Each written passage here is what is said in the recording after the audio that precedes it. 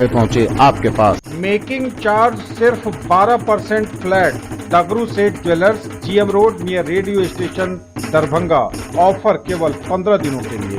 For all round development of your children, a name to trust upon.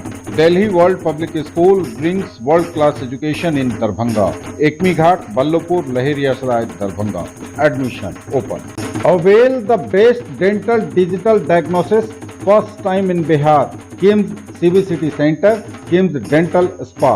Grand opening ceremony on 28 February in front of Mithila Minority Dental College and Hospital, Ekmi Ghat, Lahiriya Saray, Darbhanga.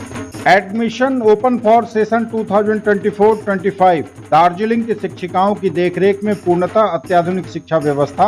Saint Xavier's public school, pre nursery to class 10th, VIP road, Alalpatti, Darbhanga.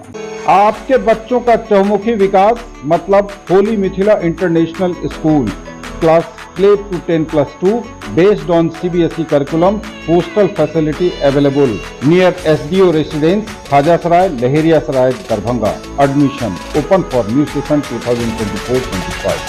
Admission open in all our 5 branches. नन्ही दुनिया play school, poor home Rajkumarganj, Masraf Bazar Rambagh Kila, Mithila colony Lakshmi Sagar and Lakshmi Sagar road number 5।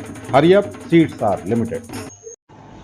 Senate की बैठक को संबोधित करते हुए महामहिम राज्यपाल सह कुलाधिपति राजेंद्र विश्वनाथ आर्लेकर ने जिस बात पर सबसे ज्यादा जोर दिया वह थी गुणवत्तापूर्ण शिक्षा। महामहिम राज्यपाल ने कहा कि शिक्षा को बेहतर और बेहतर और बेहतर तरीके से जब हम बच्चों तक पहुंचाएंगे तो वह जॉब सीकर नहीं जॉब गिवर बनेगा। उन्होंने गुणवत्तापूर्ण शिक्षा के लिए सभी सीनेट के सदस्यों की ही नहीं वरन विश्वविद्यालय के एक एक कर्मी और अधिकारी का भी सहयोग मांगा। कहा सब कड़ी है महत्वपूर्ण, हर कड़ी जुड़ेगी तभी गुणवत्तापूर्ण शिक्षा डिलीवर कर पाएंगे हम।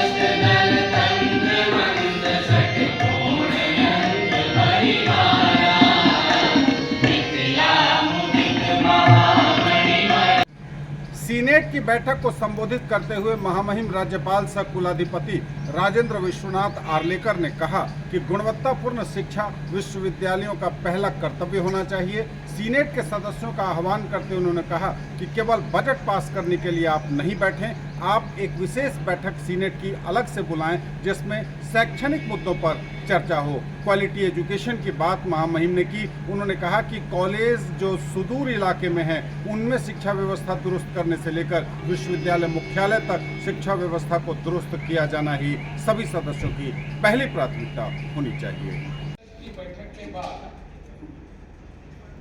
क्या क्या किया है इसका चिंतन करने की आवश्यकता होती है,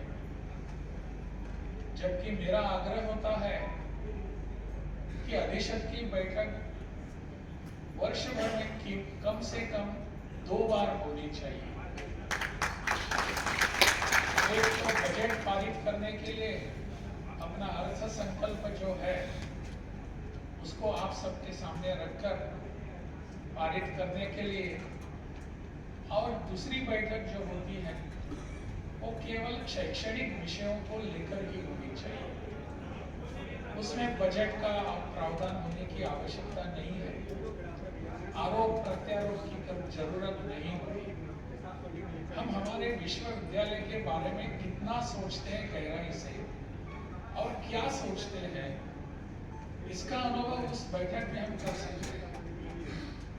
इसलिए मेरा आग्रह है माननीय कुलपति जी से और आप सबसे भी कि और एक बैठक होने की आवश्यकता है जिसमें इन विषयों पर हम चर्चा करें, विमर्श करें और आप सबके सुझावों के अनुरूप अपना विश्वविद्यालय आने वाले समय में कैसे आगे बढ़ेगा इस पर चिंतन करें।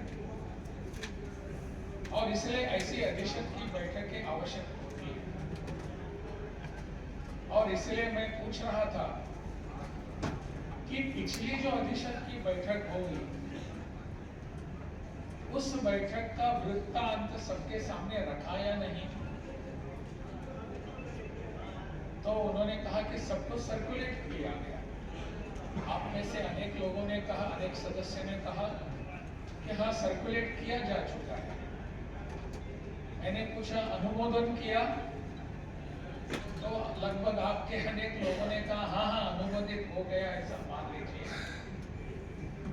अगर इसी क्रम में हम आगे बढ़ेंगे तो बजट को भी अनुमोदित किया ऐसा मानकर मैं चला जा सकता हूं यहां से।